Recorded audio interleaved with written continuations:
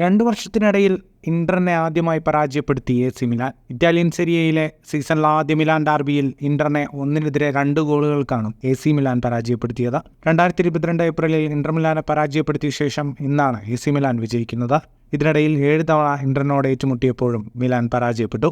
സാൻസിറോയിൽ 10-ാം മിനിറ്റിൽ പുൾസിച്ചിന്റെ ഗോളിലൂടെ മിലാനാണ് മത്സരത്തിൽ മുന്നിലെത്തിയത്. എന്നാൽ 27-ാം മിനിറ്റിൽ ഇന്റർ ഒപ്പമെത്തി. ലൗറ്റാരോ മാർട്ടിനസിന്റെ അസിസ്റ്റിൽ ഡിമാർക്കോ ആണ് ഗോൾ നേടിയത്. തുടർന്ന് ഗോൾ കണ്ടെത്താൻ ഇരു ടീമുകൾക്കും കഴിയാതെ വന്നതോടെ മത്സരം സമനിലയിലേക്ക് എന്ന് തോന്നിച്ചു. എന്നാൽ 89-ാം മിനിറ്റിൽ റെജിൻഡേഴ്സിന്റെ ഫ്രീ കിക്കിൽ നിന്നൊരു കിഡിലൻ ഹെഡറിലൂടെ മറ്റേയോ ഗാബിയ AC മിലാന്റെ വിജയ ഗോൾ നേടി.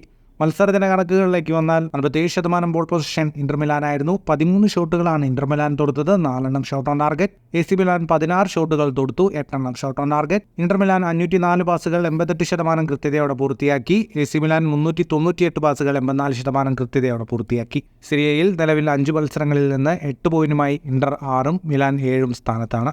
ഫുട്ബോൾ ലോകത്തെ കൂടുതൽ വാർത്തകൾക്കും വിശേഷങ്ങൾക്കുമായി സ്പോർട്സ് കഫേ ഇപ്പോൾ തന്നെ സബ്സ്ക്രൈബ് ചെയ്യുക.